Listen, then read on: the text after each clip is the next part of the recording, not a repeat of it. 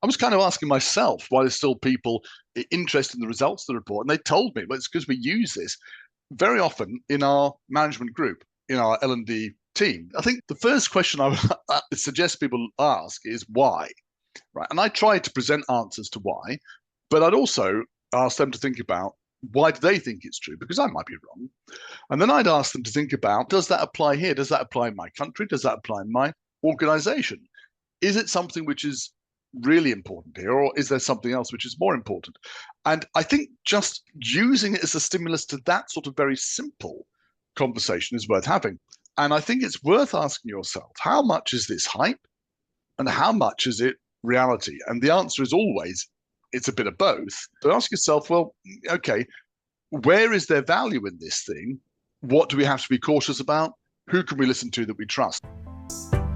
Hello, everyone, and welcome to another episode of Train Like You Listen, a podcast about all things learning and development in bite-sized chunks. I'm Brian Washburn. I'm the co-founder and CEO of Endurance Learning. I'm also your host for this podcast. Endurance Learning is an instructional design shop that can help you put together any kind of training program, from classroom to instructor-led to e-learning. But enough about me. Today, I'm joined by Donald Taylor, who is the lead researcher of the Global Sentiment Survey, which we're going to be talking about in just a second. Hi, Donald. How are you? I'm very well. Good to be with you. I'm so excited. It's been a little while since we've talked about one of the global sentiment surveys, and we're going to get to that in just a second. But before we do, I would love for our audience to get to know you just a little bit better. If you could give us and sum up kind of your essence using a 6-word biography. I'm not sure it's my essence, but I will try to give you a 6-word biography.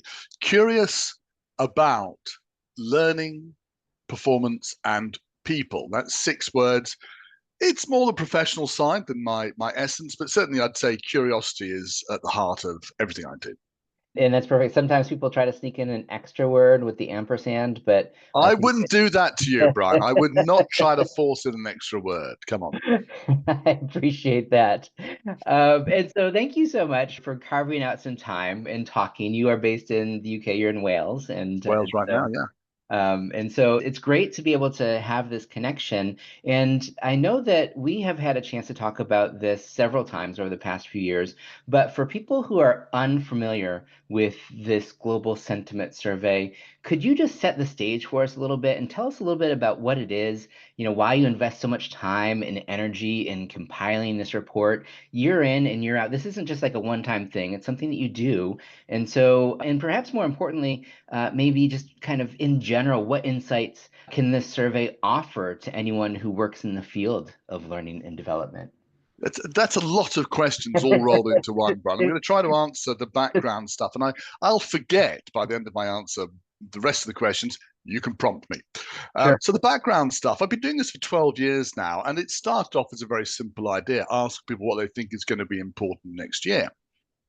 After a bit, it started gathering momentum after 3 or 4 years. And there's a good reason for that. If you ask one person one question, and the question that we've always asked, there are 5 questions altogether, but there's one question we've always asked, which is, what will be hot in workplace learning and development next year? Now, if you ask one person that question, it's a so what question. It's one person's opinion. But we get something like 3,500 people responding from 100 countries each year. And when you build up that level of data year on, year in, year out, you start to see predictable patterns emerging. Now, there are reasons why you might want to be cautious about the data, and we can look at that in a minute if you like. But it is interesting that there are predictable things that are different between countries, predictable things, the way things go up and down. And I think that's what people find interesting, that what looks like individual choice becomes a predictable matter. And we can look at it and we can use that predictive power to say, well, this is what people are saying now about what they think is important, but what were they saying last year and where will it go in the future? And the reason why this is important, to come back to the data thing, is that it's not like a political poll. If you were in the run-up to an election, you'd want to check the opinions of people from every demographic, every age group, every ethnicity. Here, we just ask people generally, if you're interested, respond to the survey. So the people we get responding are the people who are super interested in what's happening and what's new. They are on the Everett Rogers diffusion of innovation curve. They're the early adopters and the innovators. Mhm. And what we're interested in doing is looking at, well, what are those people thinking? Because it's not true that everything they think of as exciting goes on to be widely adopted. But it is true that everything that gets widely adopted at some point was thought of as being exciting by these people. So what I'm interested in doing each year is saying, well, here's what's happening now. This is what people are thinking.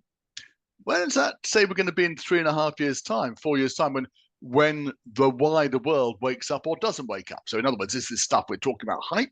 Is it reality? What happens next? So that's why I find it exciting to do each year. You asked me a whole bunch of other questions, which I can't remember. Now you're going to have to ask me again.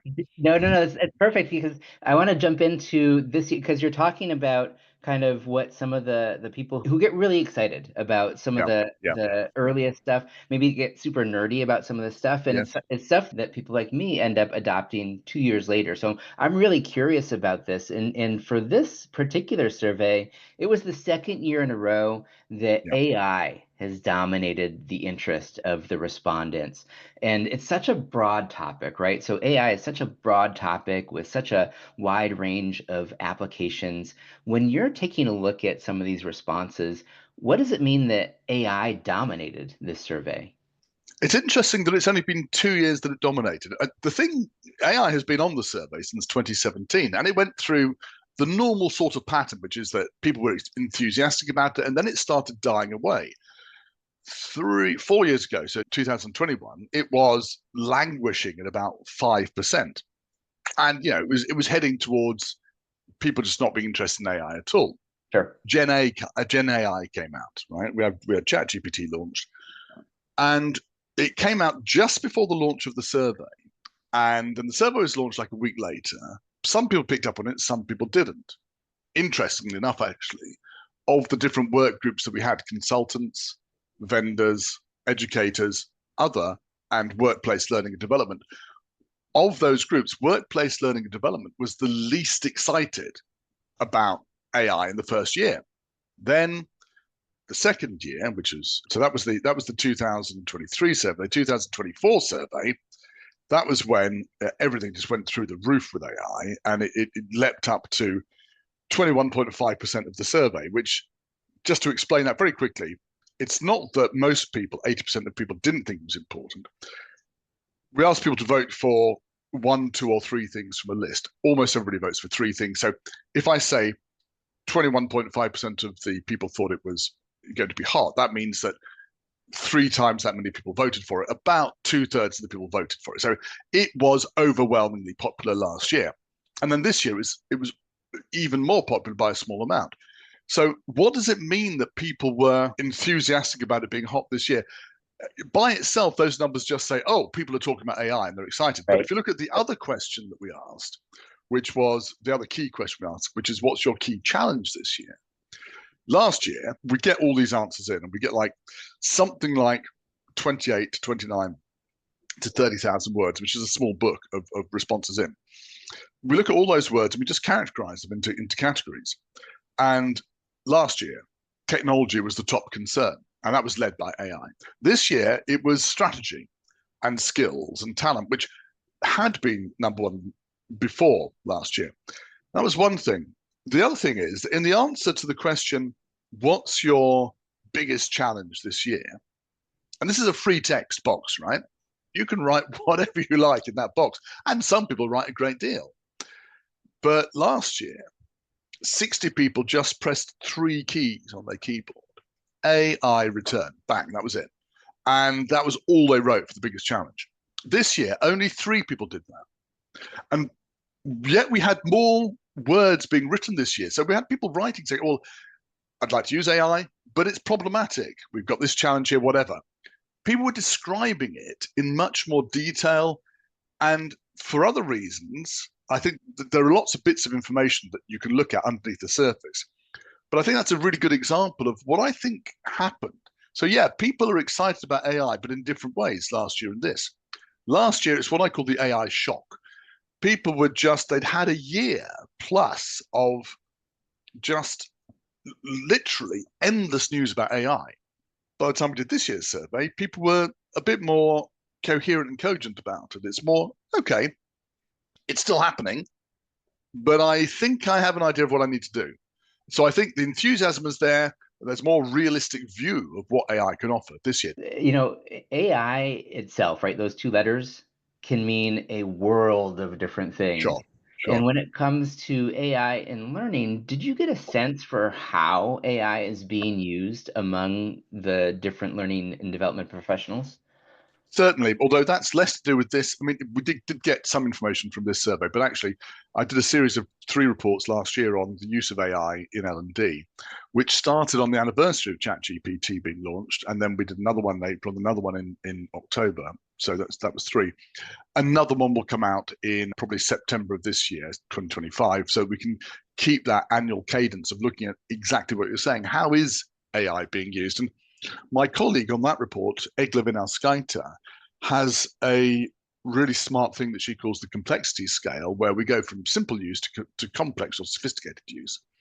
And sophisticated uses are when you're tied into the business, using it for things like particularly skills management across the organization. And a simple use is using it for the internal efficiency of the learning and development department. We know, and it's not just me saying this, so lots of bits of research, Dr. Philippa Hardman points to this, and other people. We know that vastly predominant use of AI and L&D is for internal efficiency in the L&D department, which means typically generating content faster and handling stuff like meeting notes, using it to brainstorm and so on. And when we asked people in the report that came out in October of last year, what is the expected benefit that you'll get from using AI in L&D? And we gave people a list of 12 things. They could choose any number. Most people chose 3. The thing that got selected way above everything else from that list was create content faster. Now, this is not necessarily what people are using it for, but it's what they expect to use it for, which is kind of crazy because there are so many things you can do with AI, but the one they're focusing on is faster content creation. And so you said that that's not necessarily what they're using it for, but it's what they expect to use it for. And I certainly use it to help me with, coming up with a lesson plan or Sure. coming up with a case study or whatever. When you come to some of the more complex ways that people are using it, can you give us a little bit of a taste of what are some of the Sure. other things that people are doing? And this might dovetail into my next question about showing value as well. So I'm kind of curious what AI can do beyond, for anybody who's listening, like, yeah, I use ChatGPT, I'll create, lesson plans, or I'll create, this or that. What else should they be using it for? What else are other people using it for? I wouldn't say what they should be using it for because everybody's context is different. It's Sure. up to them to Mhm. decide what's right. But I would say if you start with the question being, how should I use AI in L&D? What we naturally do is we think, how can I make my existing processes faster? Yep. And that's a completely natural response to the introduction of new technology, which goes back generations. If you go back to the very first stone buildings in Egypt in about 3,000 years BC, the first columns are carved to look like clumps of papyrus stuck together because that's how you'd hold up. That's what a column would look like. By the way, that then got morphed into the existing columns we have today. So the reason you have flutes in your column is that it comes from some guy in Egypt 4,000 years ago thinking it should look like a bunch of papyruses. So think about it differently. Don't think, what should I be doing to speed up L&D, but what's the fuel of AI? And the fuel of AI is data. All right. What data have you got in your organization? Well, you've got a whole bunch of stuff. One example is in a contact center, you have tens of thousands of hours of transcripts of communication with people, phone calls with people lasting, I don't know, 5 minutes to 30 minutes. And those phone calls have all been written up, and by and large, they're tabulated. What's a good one? What's a bad one? You can run that through a machine, and you can use that as the fuel for a simulation and training system that will get people who are new to the contact center up to speed on how to do good calls. In fact, you can use it to give them training on new products that have been introduced. You can use it to help people when they're in the middle of a call, listen to you speaking, listen to the person speaking, and give you prompts as you're speaking about what you should and shouldn't do next. This is not hypothetical. This has been happening for at least 7 years, and it's very effective. Bank in the UK, HSBC, has used this system in order to improve customer relations scores, customer satisfaction scores on calls by 10%, whether that's a call taking place in the UK or from a contact center in India. So that's a different way of looking at it. If my job is performance, is it the best way to help people on a contact center? Is the best way to train them? Or is the best way to give them some sort of simulation? Turns out it's actually very effective giving them a simulation. So that's one example. And there are lots of other things. Where else is there data in the organization? Well, there's data lurking in people's heads that would be really good if you could surface it and put it into a Slack channel. There are startups at the moment doing exactly that, getting information from conversations that take place in Slack, then making a coherent, referenceable source of it and putting it back in so that next time that question comes up in Slack, a little bot can come in and say, hey, if you're asking this question, here's something that can help you with the answer. Again, that's the question of where's our data? The data is in the conversations taking place between people. Actually, it's all over. This one happens to be in Slack, but there are lots of such conversations and so on. The classic case, though, where AI is really being used is to say, well, we're going to use it to understand our skills gap. So we're going to understand what skills have we got, what skills do we think we need, and how do we bridge the gap? That is something that can be done. I've done that in the past 20, 25 years ago, but it is an extremely time-consuming process to do it manually. Get AI to help you, and there are some great organizations doing this already.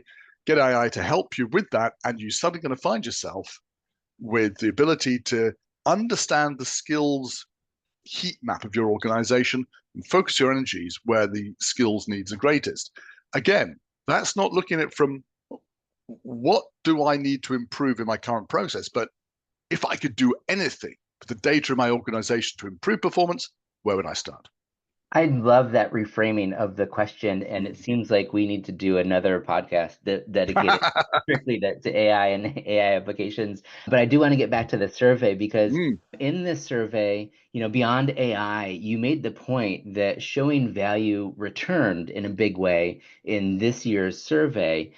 Showing value is essential to what we need to do as L&D Yeah. professionals because that's how we can make the case for a budget, really, for resources. And yeah, in this survey, showing value, it does come in a distant seventh place behind things like reskilling, upskilling, personalization, adaptive delivery, consulting more deeply with the business. It's good that it's on there. Why do you think that it fell off for a little bit, and then even in its emergence, it's kind of a distant seventh?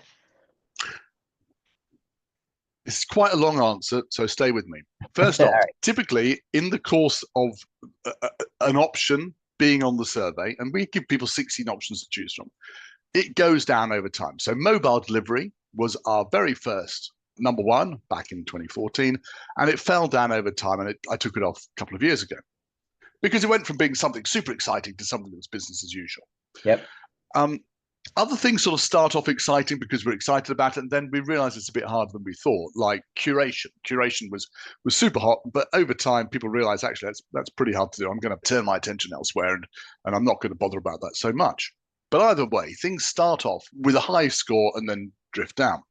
Now, there are three options which I call the value trio of these 16, which behave very differently to that over time. The three options are consulting more deeply with the business, showing value, and performance support. And they have been predictably different performers for a period of 5 years. Between 2019 and 2023, they didn't go down. They stayed resolutely in the middle of the table. In fact, they actually edged slightly upwards. So last year, when we had that AI shock that I was talking about, they all dropped down. And it was a really startling drop. Almost everything dropped down because AI sucked up all the votes, and they dropped down as well.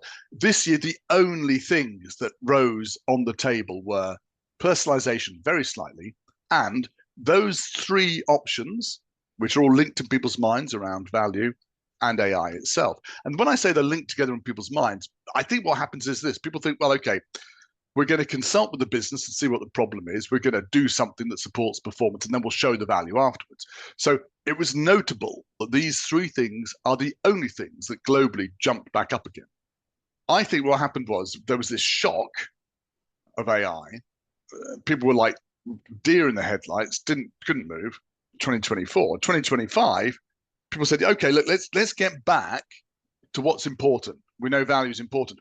The reason I say that is that in different geographies, one other option, depending on the geography, bounced back as well. And it was always something which had been traditionally well supported in that geography. So in the Netherlands, for example, it was performance support, which bounced back this year. In Ireland, it was coaching and mentoring, which bounced back this year. And it's almost like people last year were just bewildered, and then this year thought, no, we're going to get back to what's important. Globally, that's showing value. And for each country, there's a specific thing they bounce back on.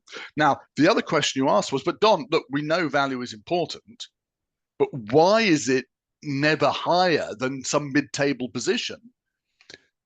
And the answer to that to me is that we have more than one group of people voting in this survey. We have some people who vote early who are super enthusiastic and who are absolute flag wavers for what's they consider to be super important in L&D. They are typically the people who vote for showing value. And I follow the votes each day as the survey comes in. Showing value always starts off high and then it trails off a bit as the rest of the votes come in. When the majority, so it's almost like the innovators want showing value to be high, but then the majority of the rest of the votes come in and it starts to sink down. And I think that is the answer to your question, is that showing value has a really strong core of support, but it's not widely accepted amongst my voters as being super important. The way that you frame that makes so much sense in terms of, it depends on who's answering Yeah. and really kind of the motivations of the answer as well. The last thing I'm going to ask you about the report here is in your forward, you say that one of the primary aims of this report is to provoke discussion.